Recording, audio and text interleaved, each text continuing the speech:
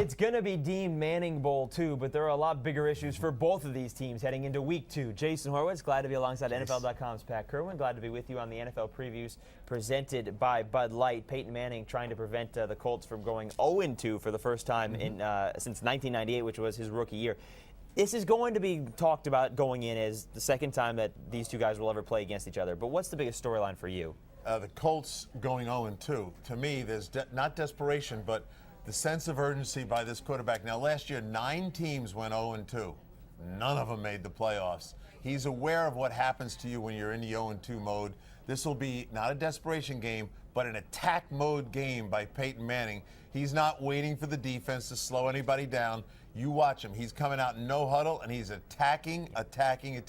He only threw 13 touchdowns at home last year, but you're going to see 3 or 4 touchdown passes tomorrow. You know what, though? He had huge numbers last week at Houston. Huge numbers. Yes. But a lot of that was from come-from-behind mode. 27-10. They were down 34-17. All of that.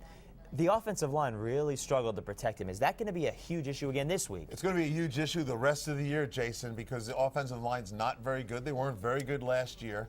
And I think the Saints in the Super Bowl kind of exposed you can get after these guys, you can get to the quarterback. He will take a sack, but he's never going to throw an interception. To me, this clicks the clock in Peyton's head. He turns that thing down a notch. He's getting rid of the ball in 2.5 seconds. It's a short passing attack. It's a lot of 3 receivers to one side, which means he can get an explosion route, something short, try to get the ball in someone's hand and run with the football. No more setting back and trying to throw the deep stuff like he used to do with Marvin. It's a Giants secondary that last week picked off Matt Moore 3 times. We'll see what they can do against Peyton. Meanwhile, it's a Colts defense that was shredded last week by Arian Foster on the ground. Are we seeing a lot more Ahmad Bradshaw and Brandon Jacobs than we are going to see Eli Manning throwing the ball? You cannot resist when you watch that tape, which is what the Giants are doing. They conclude, let's run. Now, Tom Coughlin loves to hear that. And you like to run the ball on the road. It does so many things. One, the tape says you can get a lot done. Number 2, it keeps Peyton off the football field. But I think I think the Colts have a lot to do to correct here. They were absolutely turning and running the front 7 and sprinting to where they thought the point of attack was. Sometimes you just got to hold your ground and play in there solid. So they got corrections to do. But for me, it's a Brandon Jacobs type game. Pound, pound, pound the big back. And Ahmad Bradshaw last week had 20 carries. Brandon Jacobs some catches out of the backfield, which was nice to see as well. That was a big part of it. The Giants, though, they had 4 turnovers last week, Pat. They had penalty problems. They had third down problems.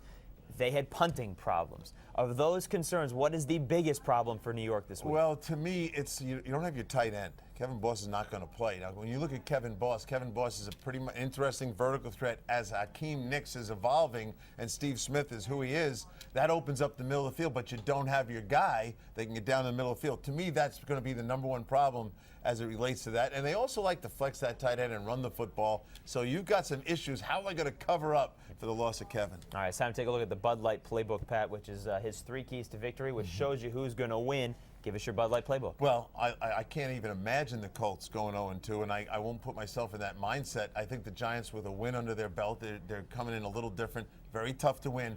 I say that Peyton Manning comes out in this game and goes no huddle right away. And when they're on defense, holding the field goals. This was the old Colt defense where they get you in the red zone, shorten the field without the tight end. Again, works to the Colts' advantage. Peyton, use a quick passing game. Don't just admit that you can't, handle these guys. He's going to watch that tape and see all these pass rushers won't be able to do it, and then run the ball against the nickel defense. There's opportunities for Joseph Adai in here when they go to nickel, and you'll get him in nickel with your spread offense. And Dallas Clark, they'll treat Dallas like a receiver on 2nd and long. That's the time to run Joseph Adai. The key to beating Indianapolis, make Dallas Clark inefficient, except for the fact that nobody can make Dallas Clark ineffective. We'll see what happens Sunday night in Manning Bowl 2. For more on this game, keep it right here on CBSSports.com. It's Sunday Night Football. For Pat Kerwin, I'm Jason Horowitz. Take care, folks.